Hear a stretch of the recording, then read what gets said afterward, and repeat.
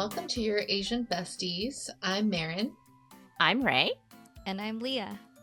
Today we're going to be digging into more juicy motherhood topics, and we're going to be covering the very requested and traumatic terrible twos and maybe terrible threes and just everything toddler.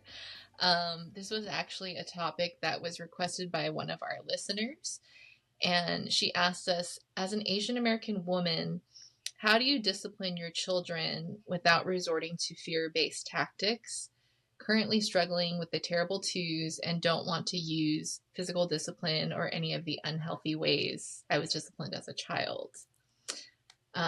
So I know you have a lot of experience that you can, and hopefully advice that you can share with our listeners. I did find this quote that I wanted to start with. It was from at the Modern Asian Parent. And just on the topic of discipline, she said, discipline is helping a child solve a problem. Punishment is making a child suffer for having a problem. To raise problem solvers, focus on solutions, not retribution. And that was a quote from L.R. Nost.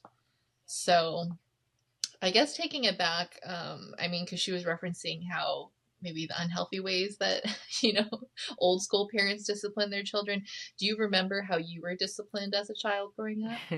Leah, do you want to go first? Whatever you want to share and leave out is perfectly fine. I remember it was a very, very rare time where I even tried to get in trouble.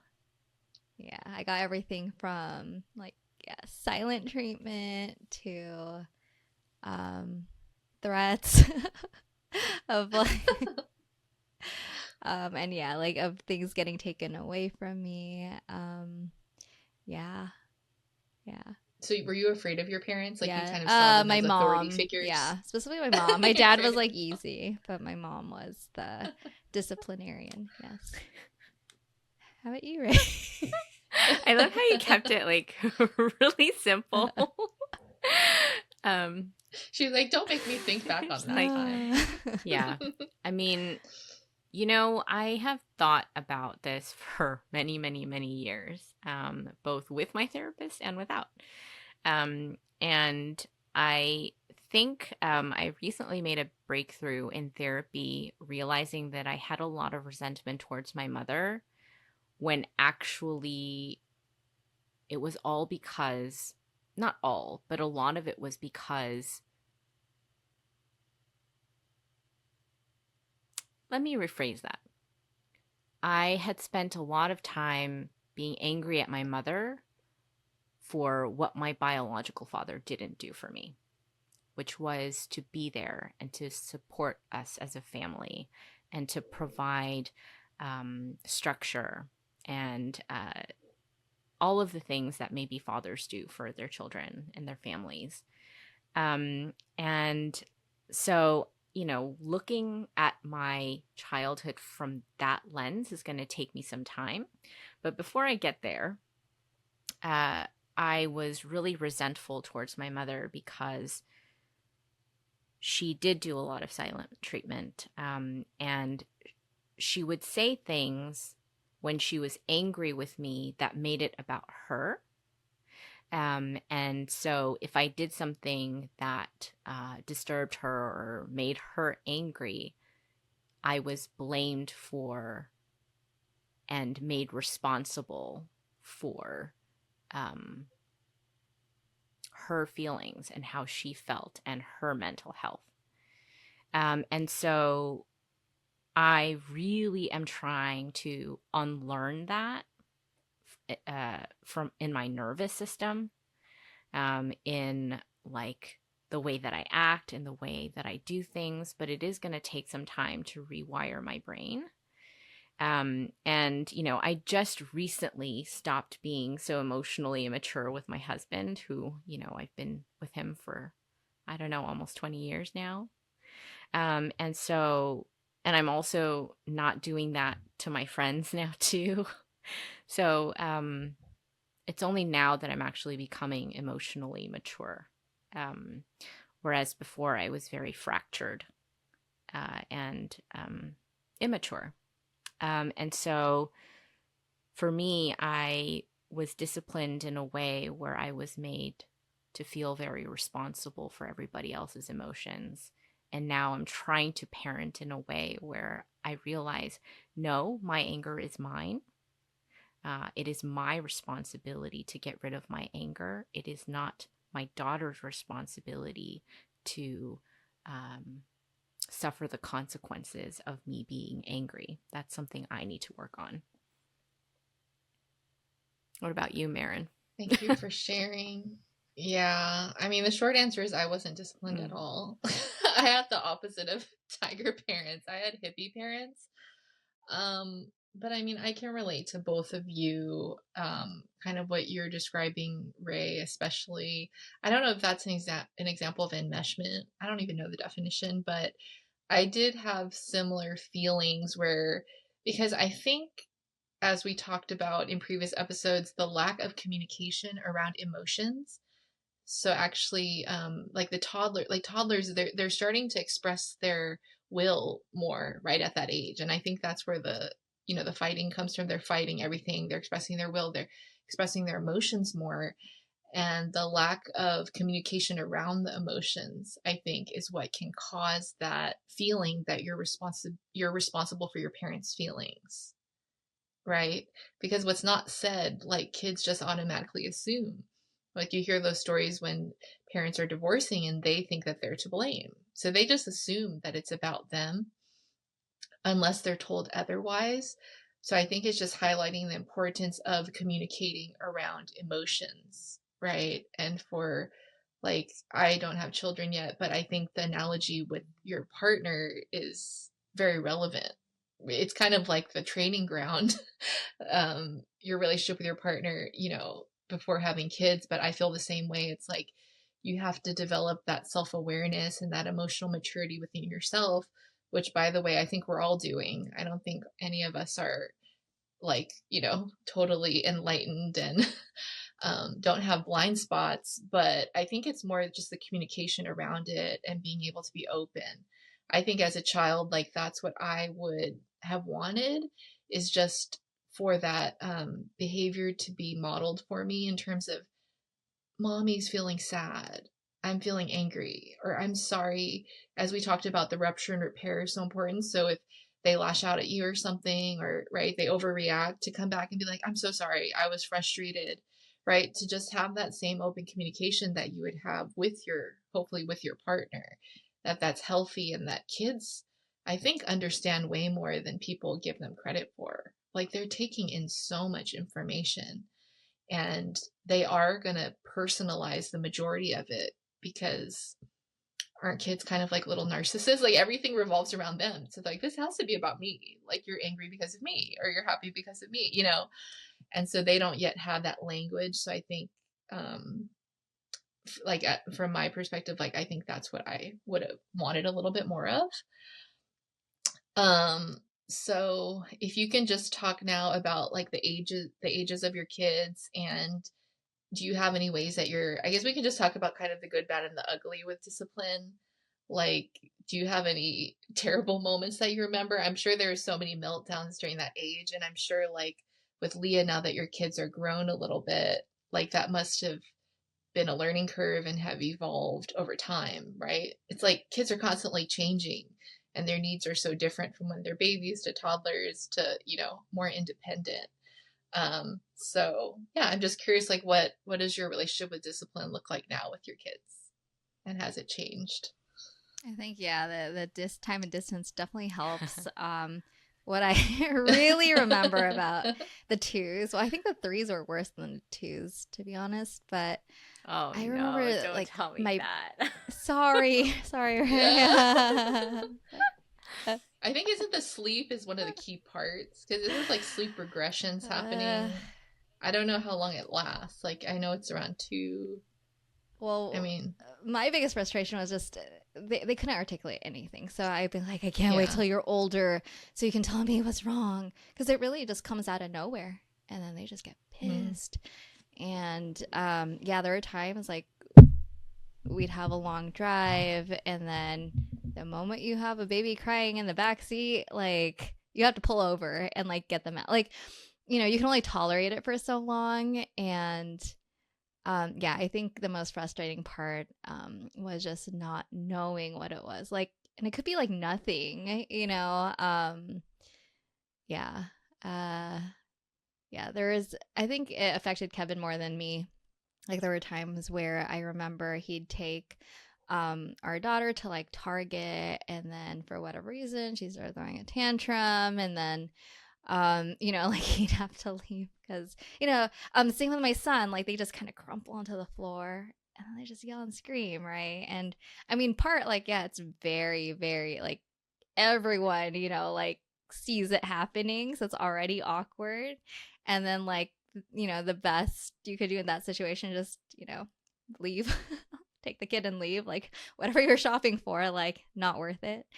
So that's kind of typically how we dealt with it, is just like, let's get to a place where, they can just cry it out, or, do the things to try and console them, feed them, change them, and kind of go through like, what could it be? Cuddle them. Yeah, but I Do probably, you remember, were there any like hot or like popular, like you said, cry it out? Like, were there any popular like parenting methods or schools of thought around discipline at that time that you like tried and maybe didn't work, or tried and did oh work? gosh, I could not let it cry it out. Like, cry it out's a method to like I mean, get them. do they ever stop? Does it ever stop? I mean, they start losing their voice. Like it gets to a point Yeah. where, yeah. So I think it's Because I just, remember I used to do that. I used to hold my breath and almost turn purple. Like, I was so stubborn as a kid. I think we talked about this in a different episode, but you know how you feel your kid's emotion? Oh, I feel like Uh-huh. in my soul when my kid is crying too much, and like Kevin can be like, just ignore it and it'll stop, And I'm like, I can't. I like genuinely can't. I don't know, Ray, if you've Well, that was what I was wondering. Like moms, like, do you have some? I don't know the science behind it, but there's got to be like a visceral thing, Oh my gosh.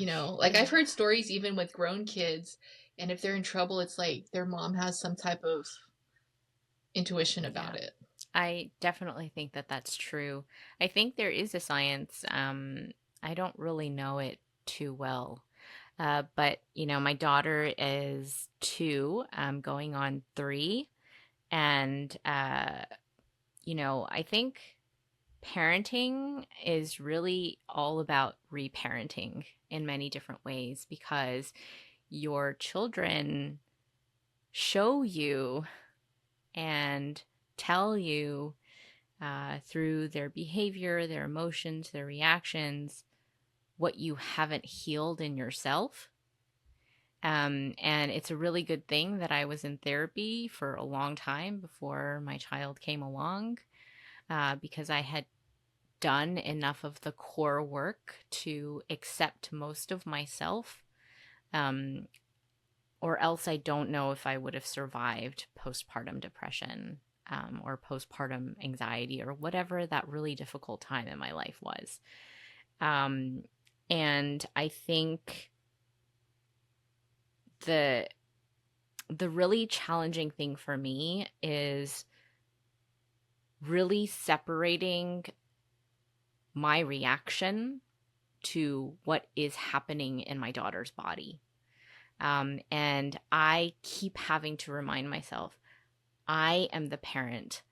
I am the one who is emotionally responsible. I am the one who has to help her co-regulate. I am the one who has to stay calm so she knows she can stay calm in the situation next time. But when your prefrontal cortex goes offline because you're emotionally dysregulated, that logical value goes away, and you are met with your reptilian brain, and you are met with the monster that is within your, I don't know, recesses of your nervous system, and you just have to hold on for dear life. Um, it's really challenging. And also, I learned when I became a mom that I'm actually neurodivergent. And that is the worst time that you can learn that you are neurodivergent. And there isn't a lot of literature around how parenting for neurodivergent parents are. and how it's going to be, because you have to really deal with this emotional dysregulation aspect, and like your crazy reaction to sensory stimuli and things like that. And so I just want to tell everybody who's listening, I might have mentioned this in a previous episode, before you become a parent, please know what are the issues that you need to work on, what do you hate in yourself, because when your child exhibits those behaviors, you are going to hate your child in that moment. And until you stop hating yourself for those things, you won't be able to not hate your child for those things. So it's a learning process. I can just tell everybody right now, I really love my daughter. But yeah. But yeah, no, there are times I would cry. I'd be like, Kevin, you deal with Yes. this. I have to go, and I just like crumple down and cry Yep. too, because it is really hard. And Ray, the way you say this with grace, I'm like, I was not that kind of bear. Like, no, the emotions got to me, like for sure. And there were times I was frustrated because I was like, these kids need so much attention. I just want to go do my own thing. Like, when am I going to get my life back, right? And and I think it's just beyond the tantrums. It's just how much attention and how much they need from you. Like you don't know until you have to do it.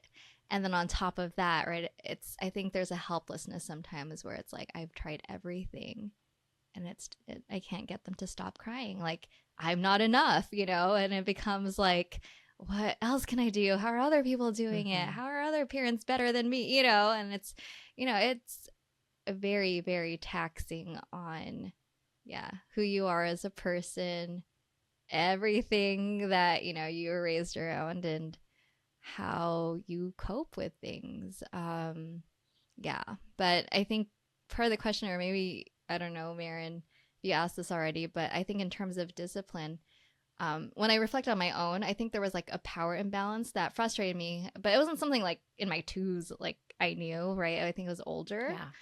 Yeah. So when I think about like the terrible twos, I think there is kind of this grace you give to your kid because, like it's not intentionally manipulative. Like they don't know what they're doing. Like they're reacting. They have big emotions. I think the difference with that. And then as they are older, so mine are 7 and 9 now, is that I have to be more cognizant that they are developing into their own personalities and their own people, and like their definite intentions, right? Like, when they don't get the thing they want from the store, like they're very clear about the thing that they wanted from the store, or and they remember it the next time you go into the store. Like, it's not just like, let's distract you and you forget about it, which is an easy something you could do. And they're a baby, but now they remember things and they have memories, and then they have the experiences that they can recall when you did or didn't do something. So I think one thing that I've been very cognizant of is, in addition to when I have to say no to them, or when I I have to discipline them. Like, I have to think of why I'm doing it and then explain it, right? Like, I have to separate you two because you said that you were going to brush your teeth and you haven't brushed your teeth yet and it's been 30 minutes, right? Like, or we said we were going to go watch a show together, but, because you've been like stalling or got distracted, we're running out of time or whatever it is, right? And then like, they want to sleep in the same room together, have a little sleepover, but it's like, no, you're not sleeping, you're just talking.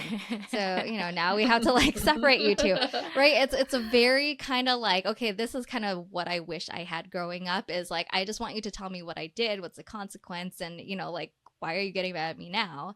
And I'm trying to be more intentional, right? Like, if I tell you the first time to like do something, pick something up, whatever, then cool.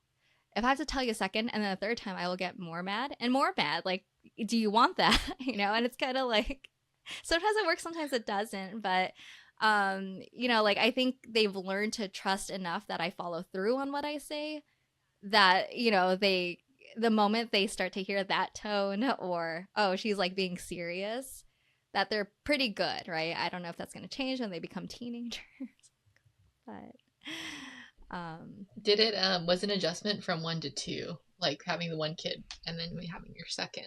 Because a lot of what you're describing now, obviously, you have the two of them, and so a lot of the It's like well, yeah, double I the mean, trouble.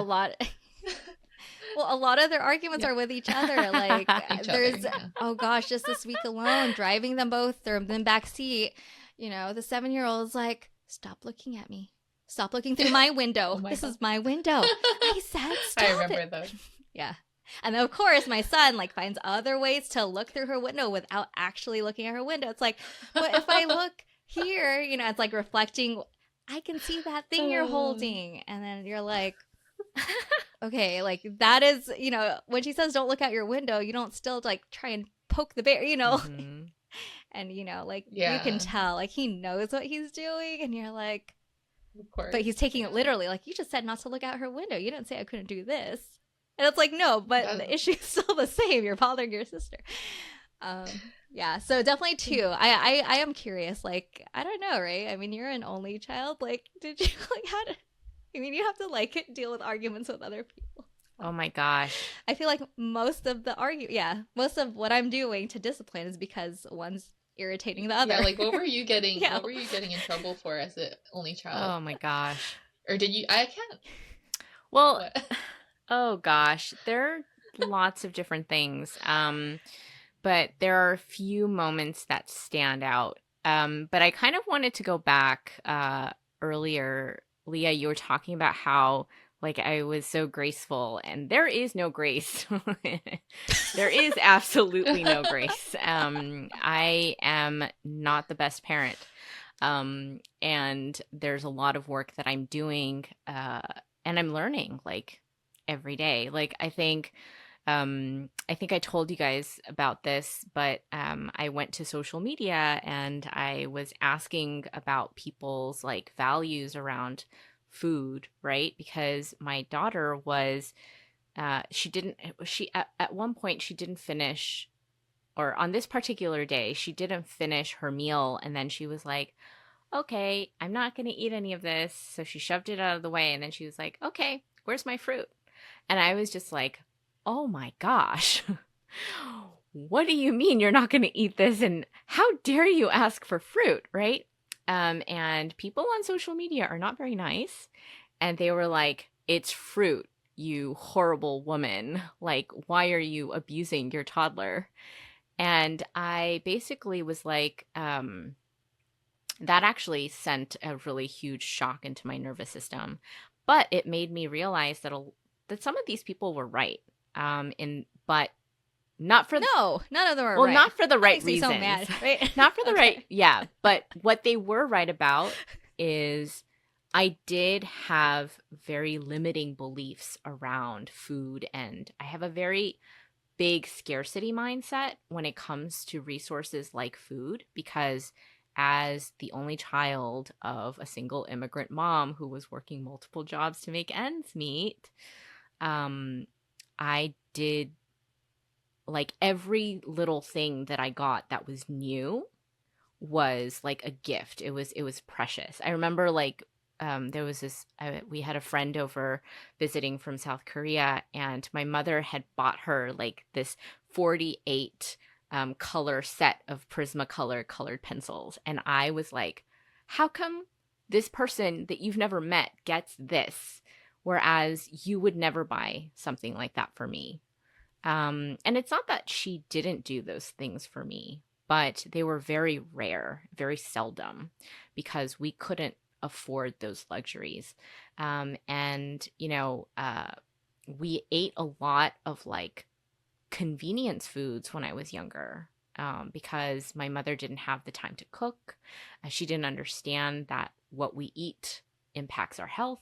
I mean, there was just a lot that I had to unpack. And it was kind of in some kind of way, the social media bullies was kind of a gift in that I went to therapy and was like, can we go through all the scarcity mindset?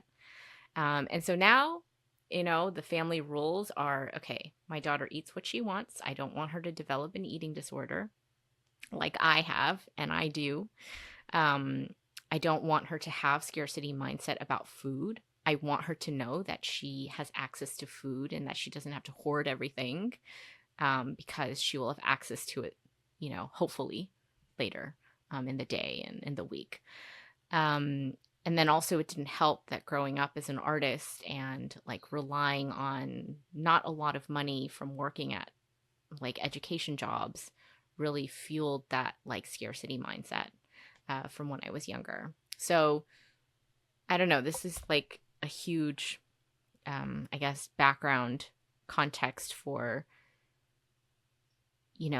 the discipline that we think that our children need might be fueled by our own limiting beliefs about what we have or what we have access to. And so there's so much scarcity mindset I have around anything. And so that's where a lot of my need for discipline and my emotional dysregulation comes from. And it's a lot of it is tied to like Korean Han, right? That's in my blood. And also from like the immigrant experience from my family.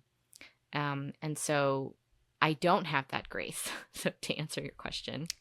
No. And then also, Maren, when you ask about the discipline, like what was I disciplined for when I was younger? It was usually around things that, my family didn't think that they were allowed to have, and things like that. So there are other things that maybe later I'll share, but yeah, that's what comes to mind. Yeah. Okay, so to summarize, there is no perfect way to discipline your child. No. It sounds like it's a matter of survival, and if you're surviving day to day, then you're winning, right? I mean, and I think what you're both mentioning is that you have so many emotions coming up at the same time as your toddler's going through that as well, like the sleep deprivation, the constant meltdowns, especially maybe being the neurodivergence, the high sensitivity introversion. I think that's a big thing for like introverted parents who don't like a lot of attention and like their alone time and their peace and quiet. Well, I imagine you don't get much of that. And then when your toddler is having a meltdown in a public place, it can feel like very triggering, right? Oh, Because you're just like, oh my God, all these people are looking at me. Yeah, it's the worst. And I'm being judged for anything I do. Oh, I know. The next thing I say. That's so unfair. Yeah. I mean, that's the thing with what Ray mentioned. It's just like moms are judged. Like there is this myth of like a perfect way of parenting. And I'm sure there are these different schools of thought, but it's like, but if that thing worked for your kid, doesn't mean it's going to work for another kid, right? It doesn't. Well, I don't think there's, yeah. So what I heard from Ray's story, right, about the whole scarcity thing and not giving her daughter the fruit after, like what I heard and like the values for my family is, no, you don't get dessert unless you eat dinner. Like eat like the rest of the stuff we prepared for you and spent time on, and like is also part of the rest of your nutrition, right? Like you don't just go straight to the sugar, right? Whether it's healthy sugar or not. I think so for me, like what we try and do, right, is like, like we want you to eat balanced or whatever that is or whatever that looks like. So I think it's interesting, right? Like once again, like the values you have in your own family, the things that you're working against, and like, yeah, like it's always going to be different. So yeah, like it's definitely a myth that there's the perfect parent, because we all grew up with like, yeah, different values, different mindsets. And for me, I didn't have like any eating disorders like growing up. Like it was okay if I didn't finish my food either, like, and I didn't have this like, oh, I have to whatever. So like I don't even think about that. Like for my kid, like I don't think like, oh, I'm going to be instilling, this belief about food in them, because I don't have like those kinds of beliefs around food. So it's very interesting, right? But then other things come up. So it's more, I think, the consequence like of not following through on what you said you were going to do, or if you get seconds and you just take one bite, like I'm definitely going to be like, hold on, like, no, you got another serving. You said you were still hungry. I had to like cook another whatever corn dog for you. Like you're going to eat more of it. It's definitely an Asian thing. Like it's like blasphemy. Yeah. Stuff. Like, I think, especially if I paid for like a drink at a bar or something, I remember, like, I would force myself to finish it, even if I didn't want it. Or I take the leftovers home. Oh, I I always mean, I've heard, leftovers. Yes, I can eat leftovers for like 3 meals straight. Kevin Me can't. too. I always take the soup base home. Like, if I get a Yeah. ramen or something, I take the extra soup base home. I'm like, that's a whole other meal, if not Yes. two. Yeah, That's the hardest part to make.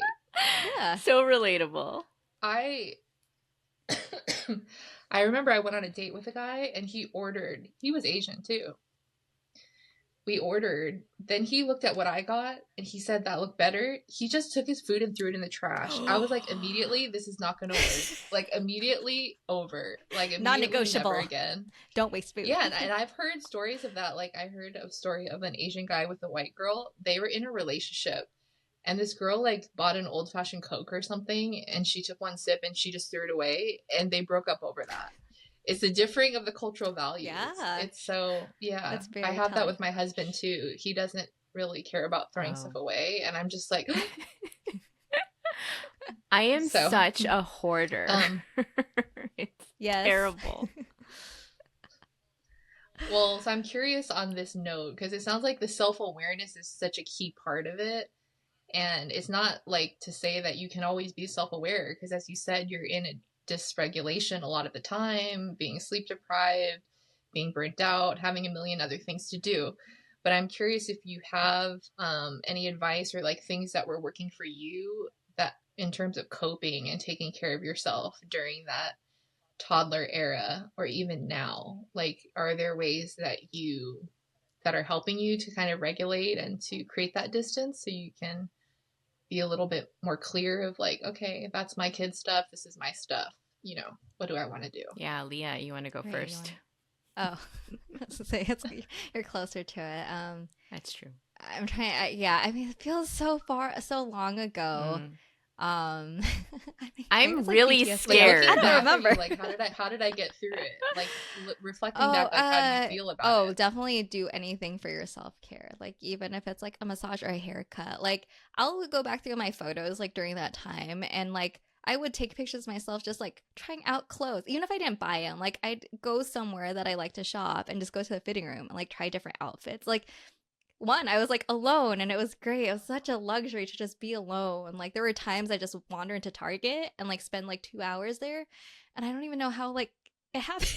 Like, but it was just like That's whenever you go to Target or Home Goods, you just see all these women walking around and you're like, this is all their everyone. self-care. Yeah, it pretty much is. Yeah. You're just soaking It's it a happy up. place. It's The a energy happy is really place. nice. The energy is really nice in like a Home Goods or It's very Marshalls. soothing. Yeah, like, Yeah. and it's funny, right? You're like, oh, like I could just do that whenever, but no, it was like such a blessing when the rest of your life is like around this like little being that needs you so much.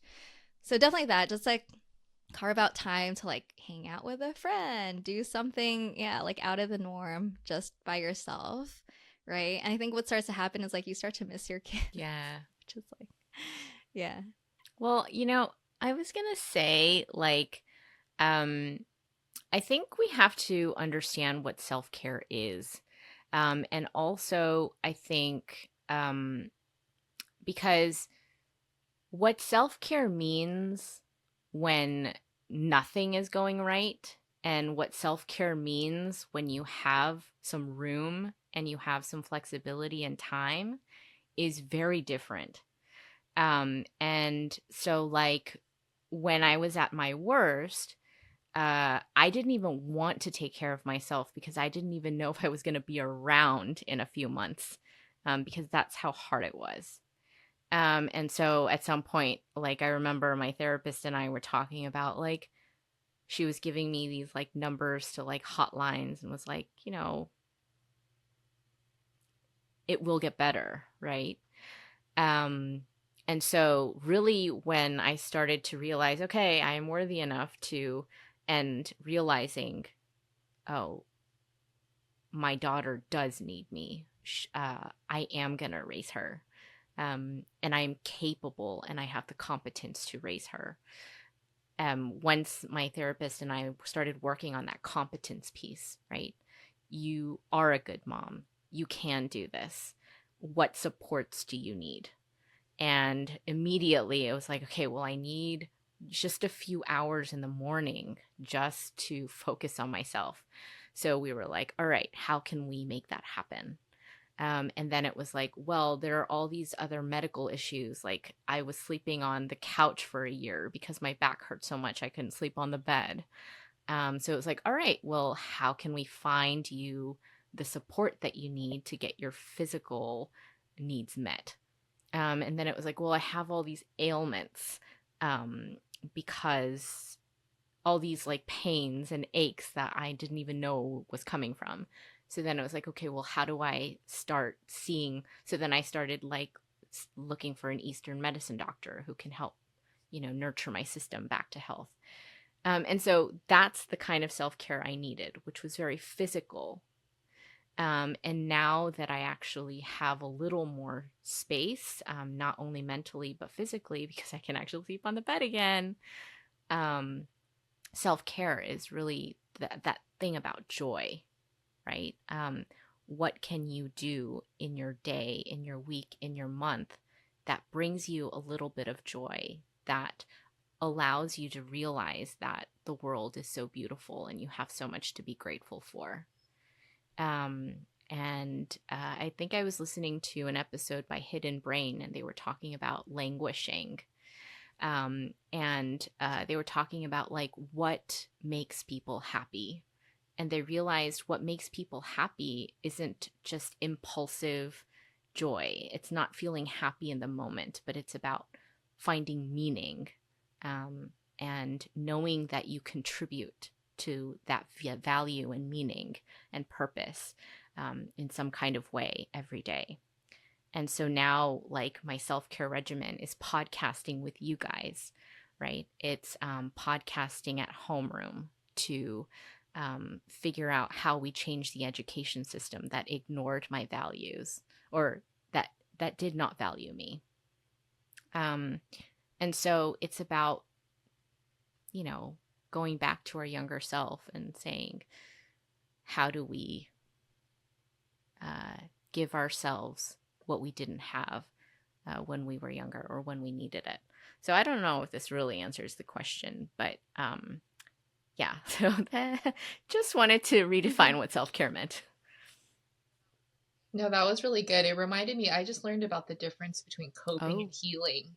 So many of the things that we actually do to cope in highly stressful situations, it's very different from actual healing. Because as you mentioned, healing like in therapy and having the time to do activities like Leah with her painting and doing this podcasting, it takes like way more time and space and kind of like peace of mind to engage in those activities.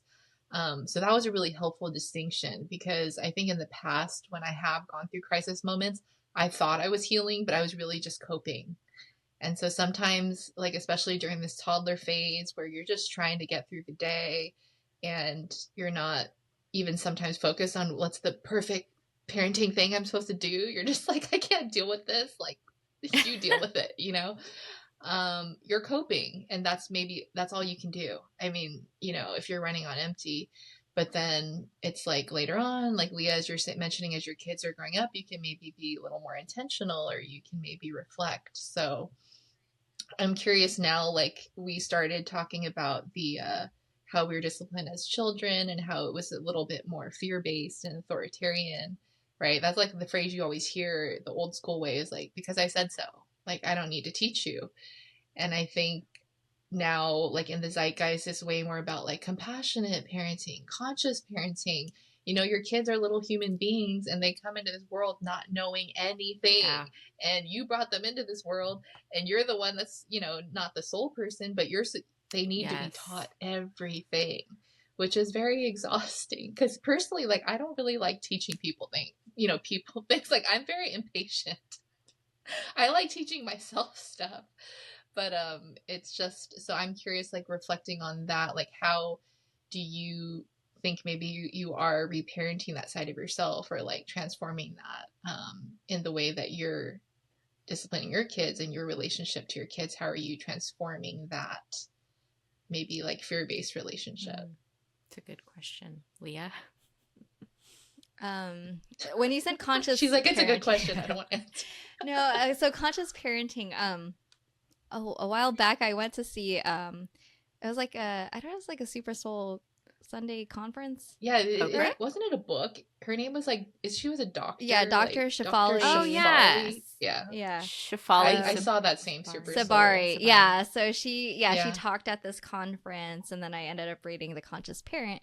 But yeah, that's what she says, right? It's kind of like, you basically parent as if, you're a tour guide to this alien who's never been here before, right? And I know maybe Marin doesn't work for you, but for me it was like an aha moment. I was like, that's true. Like, so how do I approach, the different things in like, here's why we do this and this is what we do. And I think for me it was helpful to have that mindset because it does kind of remove some of those frustrations and like, why don't you already know this, or I already told you that, like into like like, okay, like let's like go at your own pace kind of, and let me introduce you to this thing. And later on, like if you have more questions, I can continue to like explain more and more where this is coming up. So um I met up with like another mom yesterday, and since our kids are both like around like 9 years old now, like apparently they're starting to ask questions about where did they come from, where are babies from? And we've both been punting it like, we'll tell you later, let me get a book on that. Ask me, we're busy right now. I know. Why don't you ask Oh your gosh, dad? like I don't know if that's the best, but yeah, and then so yeah, like I think it's part of like, how do I explain this in a way that's like appropriate, that's not like a way that will harm them in the future, and also in a way that just gives them enough that like, and if they have more questions I can continue to answer more, right? But it's kind of like, how do you even start, right? So I don't know, that's one of the things that they should give guidebooks for parents on. But yeah, so because it is untreaded territory, right? Because gosh, did you have a talk like oh that? I mean, you no, don't really have models. did you guys Yeah, have exactly. talks like None of that? No. No, like I think I just watched those Looney Tunes and they would just show the stork like dropping the baby. Yeah, and I don't want to be like, it's a stork, obviously, guys. Because then like, my daughter asked me the other day, she's like, wait, but can people who are not married have kids? I'm like, yes. Then it's like, well, how does that work? Because I thought you had to have someone like kiss them and just say it's complicated. right? But then like, kids these days Yeah. are going through puberty sooner, so now I also have to think of like, well, I gotta explain this to you between now and like when your body starts to change anyway. So Right. So it actually puts you in a vulnerable, I mean, what it sounds like is like you as a parent, you're put in vulnerable positions all the time, whether it's the meltdown at Target versus these questions. And that's why like having this mindset of like, you're a guide to this person in the world and you don't have all the answers, but you approach it in a respectful way, like I think that's easier like the older they are, right? Don't worry. Like these conversations become more mutual. But but I think that's where I'm at now, is like, they're just very curious about everything, and like the questions will go like, where did ice cream come from, and who was the first person to name this, blah blah blah, and then this question about babies, like all in the same conversation, and you're like, I never know what to expect anymore. That's kind of normal. That's amazing. Do they ask like the Google Home their questions? Oh, I should. Do you ever tell them that? They ask, Google Home tells them jokes. Google Home tells them like, like what the weather is like outside, if it's going to rain or not, and play songs for them. You got to start asking these in your chat GBT. Be like, what do you got? But then should I be scared of what the answer could be? Oh my gosh, yes. Well, don't let them directly. Maybe you ask it and then you can rework the script. Oh my gosh, that's so like, funny. where do babies come from, chat GPT? Yeah. But explain it to me like I'm a 9-year-old. Oh, that's good. Yes. Exactly. Or like start with, I'm a Better refine the 9-year-old. prompts. Yeah. Mm-hmm. That's so funny. You know what that made me think of? I was thinking about like the teaching aspect, right? Like, as an educator of like almost 20 years, teaching students and teaching your child is two different things. One very obvious difference is, students, you see them during the day and then they're out of your hands. You see one student for a whole semester or a year and they are out of your hands, right? And you're like, okay, well, I'm glad I was able to impart what I could during the time I saw you. But with your own children, you can't give them back, right? There's no place for them to go. And so really the teaching comes from, they learn more from what you do and how you act than from what you say, and what you instruct, or what you share, right? And so it's really challenging because it goes back to like that, the emotional dysregulation, right? They're going to learn how to manage their emotions by how you are able to manage your emotions. And so really teaching children really comes from unlearning harmful and limiting beliefs from yourself. And I think, to your point about like, where do babies come from, right? Like, the reason we struggle with that is because we have a lot of shame around talking about this, right? Even like whether it's our culture or, in the school environments and the liabilities and, like the rules and regulations of school, and also like government policies, and then what's, considered dinner conversation talk, with your friends, right? All of these don't fall, or that doesn't fall into any of these environments. And so these difficult topics, like, we have to figure out a way to be okay with these topics. And I think like us talking about this on our podcast and sharing it with our friends and our listeners commenting and, chiming in, like, that's how we change the culture, like from a very grassroots level to, bigger. And so I think teaching, we have to rethink what teaching actually means. And we have to start by modeling that, to our kids within ourselves. And so that's the challenging part, because you have to become a different person, or, you have to heal. I mean, do you both feel the pressure? Because my thought is, I think we had a conversation, Ray, about like teaching and how you kind of want to feel like you have that authority. So I'm wondering, like, do you have pressure as moms to feel like you need to know the answers? Or do you feel that you can be in a place where you can just say, actually, I don't know, that's a good question. Let me think about it. Or, I'm wondering how you experience it in Well, those I'm moments. curious how you approach this, Leah, because your children are a lot older than mine. Mhm. But like for me, I know that so what I'm learning from Homeroom, my podcast, is we're turning teaching and education on its head. Whereas before it was top down education, but really it's now supposed to be like student driven, student centered, self directed. And I think going forward, like, that's the kind of philosophy I'm trying to adopt in my own parenting, in that I'm not the one with the answers. Instead, I want to equip my daughter with, hey, what are the things that you believe? And this is how you source like credible information. This is science. This is your intuition. Like, uh, orienting how to understand information and to filter information based on her values and what we know as, society, that science tells us. So I don't want to say this is how it's done, um, but I want to kind of say, maybe like co-construct an environment where I'm guiding her to find the information herself. And also, I think, with my husband and me, like, whenever we do share information, like, I try to make this conscious effort of saying, like, this is, like, Appa, like, dad has this, framework, because so and so. And I have this framework because so and so. And a lot of people are really surprised that she speaks very well for her age. But it's because we are constantly talking, as if she is an adult.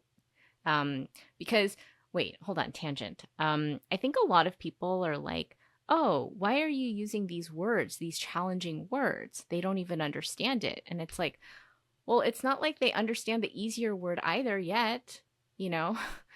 So, yeah, so I think it's about like orienting their sensors, and it's not about us being, the authority. But I'm sure it's going to be different when I'm emotionally dysregulated and I met with another limiting belief of mine. So I'm curious for you, Leah, how it's going for you. Yeah, I mean, similar to you, I mean, I'm fine with saying I don't know the answer. Like, we can find out together, or now you can ask Google. Um, and part of, I think, the values I've internalized for myself, right? One of them's integrity, right? So I'm always going to answer in alignment to, what's true. And it's the reason why I also follow through on, yeah, the things I threaten or, whatever. Or they know that if I say something that, yes, like if they don't want that consequence, then so yeah, but integrity, right? Like, and my kids will hold me to it. Like, there's times, like my daughter gets mad. She's like, "You said that we were gonna have dinner next Wednesday. It's Wednesday. Like, why aren't we eating out at a restaurant for dinner?" Right? And she makes a good point, But whatever, like we're tired or we did too many things. The rest of, yeah, we get held accountable, and it's kind of like, well, we either have an honest conversation why this is a one-off, or we follow through. Um, so I think it's part of that, right? I think as you're answering, there's also, I think, the things that you do are the values that you're presenting or expressing, right? And then same at school, luckily they did teach them like this is an opinion and this is a fact. And we use that at home too, right? Like, well, that's her opinion. Like, what's your opinion about this? Like, and trying to get that separated from things that are, facts. And the reason why my kids can change their mind about something, right? I used to like the color red, now I like the color blue, or, like whatever it is. Just having that dialogue. Okay, like that's fine. Like that's what happens. You learn new things, get new inputs, and you can adjust like what you previously thought. And like my daughter's in a phase now where she tells elaborate stories, or she kind of follows through like, oh, like mom went to work today and then she talked to other people and had this meeting and did like, and like I don't tell her these things, and some of it's like made up, but it feels like she has a mental model of like what's going on like when I work. I think a lot of that is also like, like her being able to start to like stitch facts together, and then also kind of embellish it with like, but wouldn't it be funny if this happened, or and yeah, anyway, long-winded way of saying, yeah, like, I'm truthful about what I know and don't know. And in addition to that, I think it's just kind of sharing with them like, like what you hold to be true, or like helping them kind of articulate these values, or yeah, like the accountability. Like if they catch me, like not being in line with something I said, then it is like a real conversation, right? Like I don't just brush it off and say like, well, too bad, like I'm tired. But it is like a more thoughtful, like, oh, like really want to, but it's okay if we do it tomorrow instead because of this and this. And usually they're understanding. Sometimes they're still like mad, but like I think it's, yeah, like finding like the common ground, and they're usually like pretty understanding. Yeah. Sometimes they throw fits, but at the end, like, yeah, Well, yeah, I love the image that you both talked about of like kind of being a guide to your children and showing them. It reminds me of that quote about like, if you give a man a fish, he can only eat that fish. But if you teach a man how to fish for himself, he could catch endless amounts of fish, right? So I think that that's a really nice kind of model that is different, right, than the authoritarian model that we're maybe inherited from the older generation. Because, like, yeah, if you're the authority, it kind of puts this undue pressure on yourself to feel like you need to have all the answers, right? And so, based on the conversation, it is kind of the mix because kids are picking up on so many things, as you're both mentioning, and it's good to kind of stretch them in that way, to not like quote unquote dumb things down, thinking that, right, that they have great ability, and then at the same time having that compassion to know that they don't know everything, and to kind of get on their level of like, yeah, a toddler getting their toy taken Mm. away, or they didn't want the thing. It's like that's a huge heartbreak for them in that moment, right? To you, it's like a huge annoyance in your day, but as much as possible to have that empathy there, you know, and then at the same time just giving yourself a lot of grace throughout this process. So I'm curious if you two have any last kind of words of advice. I was curious actually to make this more personal. If Leah, now that your kids are grown up, do you have any words of advice or comfort to give Ray as Oh. she's in this It gets toddler easier. I era? swear it gets easier and more fun. You said that I think like threes were harder. okay, well yes, the threes get a little more tantrumy, but then you're an expert at like dealing with them now, so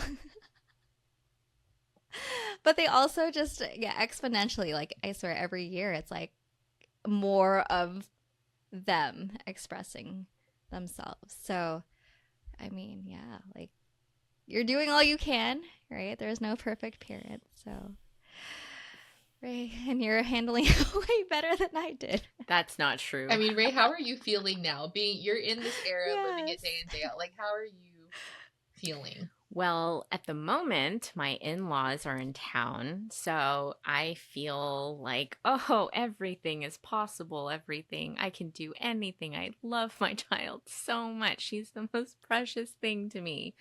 Um, so that's how I feel right now.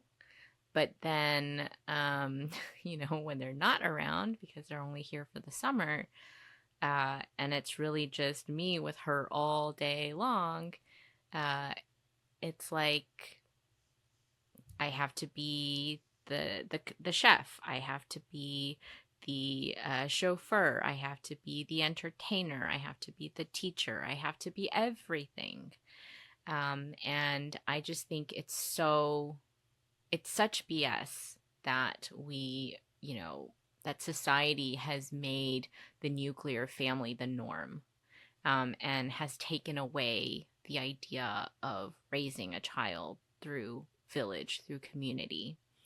And so, really, like, my anger is driving me to understand and create um, a better, a model that will be more community centered, that can really help mothers and parents raise their children to be contributing members of society, but also mentally healthy and physically healthy. And so, I don't know. So it's a good thing the anger is there, and I'm learning how to channel it towards change. And I am working on the emotional dysregulation piece, but I feel like I have a really good therapist. And also, the Eastern medicine that I'm taking is really working.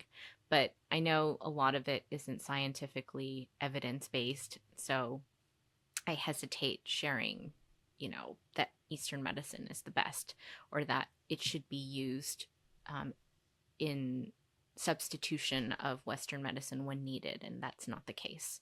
I do think Eastern medicine is much more preventive, and Western medicine is more emergency, like acute type issues. So yeah, so that's what I'm managing, and I'm understanding the various types of supports and interventions that I need to make sure that I'm well, and as a result, that my child is better off.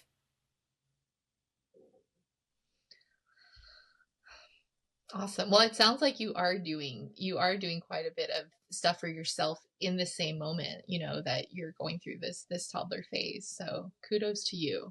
I mean, you're doing what you can.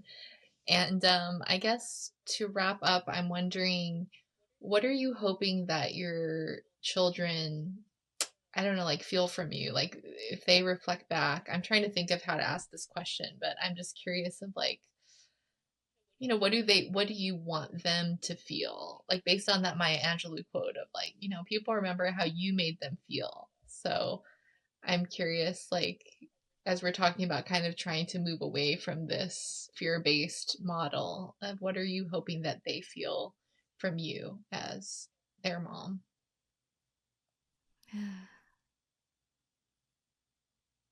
I think, or a message you would want to tell yeah. them? Yeah.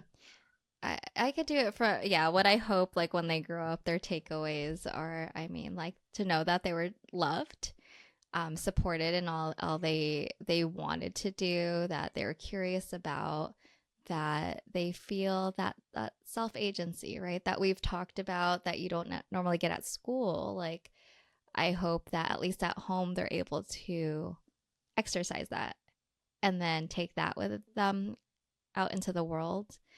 And like, hopefully they see us as both, like, we were parenting and we're disciplining for their own good, and like, they see that, and respect that. Yeah, I think those are the biggest things. Do you think I mean, it sounds like the respect is kind of a nice way to call out versus the, as you're both saying, you could be afraid of your parents in certain moments, right? Yeah, So do you feel that that's transformed with your kids? I think so. Like, I try and sense in them if they're like scared to bring up something, right? I think they shut down not because they're fearful.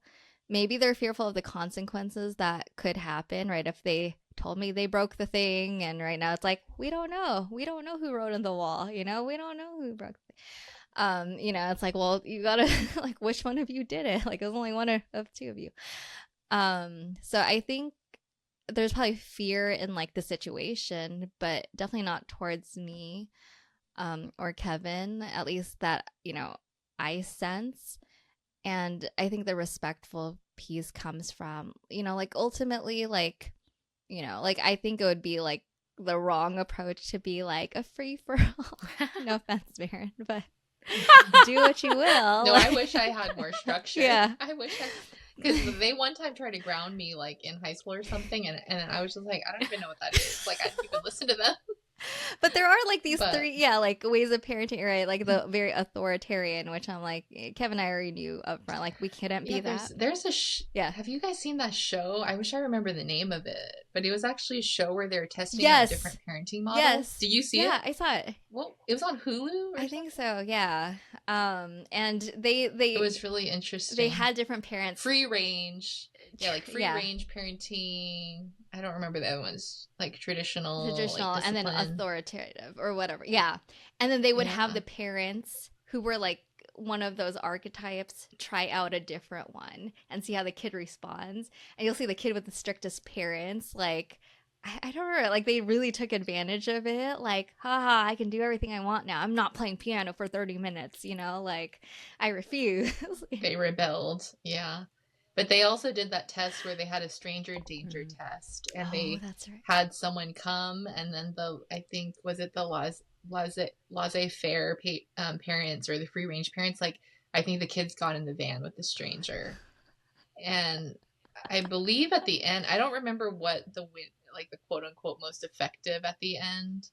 It was the woman with her daughter. I think she's a single mom, but I don't remember how they categorized the that style. But it was kind of like a strong, it was love based, Mm-hmm. but she was also strong and she disciplined Yeah. her daughter too.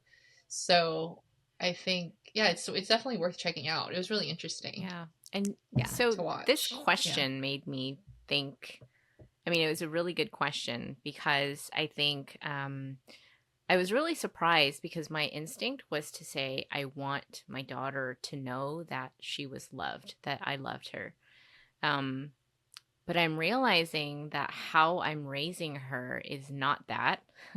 And how I am raising her is to make her think that, hopefully, that I helped her know that she is competent, and that she can be successful in whatever she puts her mind to. And so, it is a very success-oriented parenting style that I think I have inadvertently acquired, or cobbled together.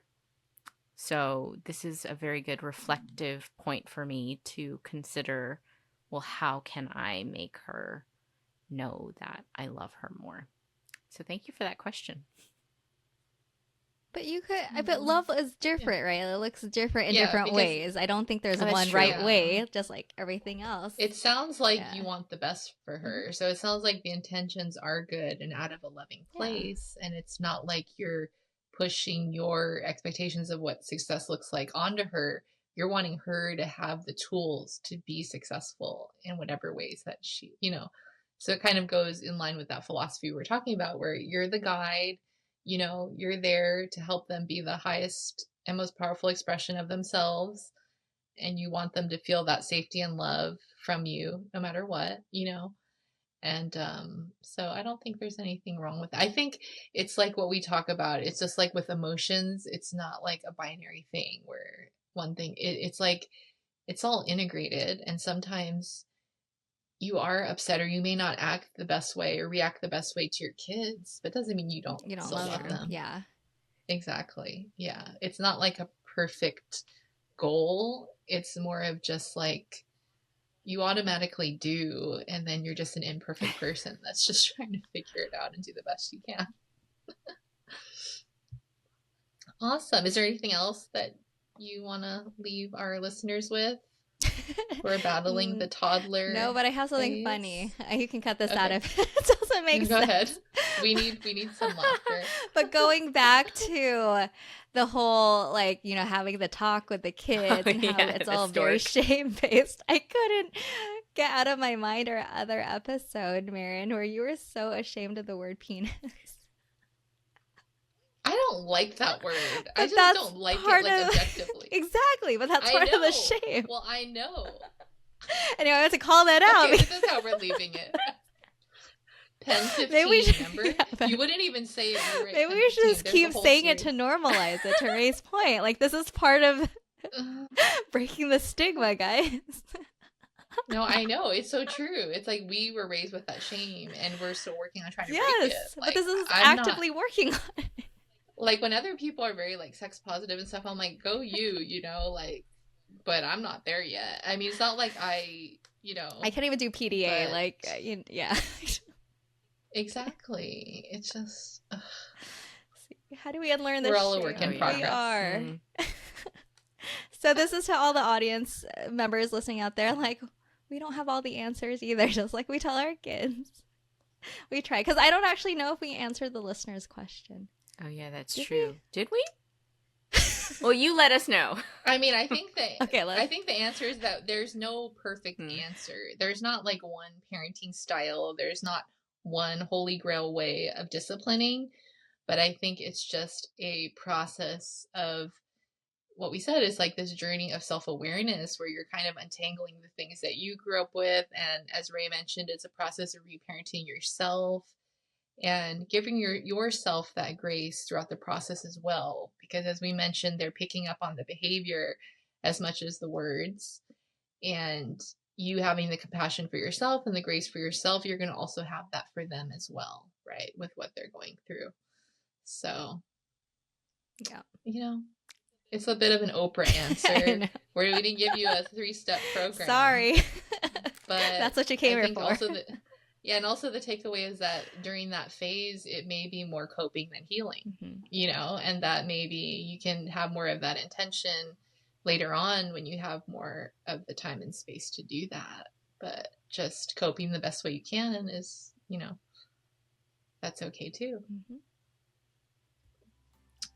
All right. Well, we definitely want to talk about all things motherhood too. So if you have any other topics you want us to cover, definitely feel free to email us at yourasianbesties@gmail.com, or you can shoot us a message at Your Asian Besties on social media.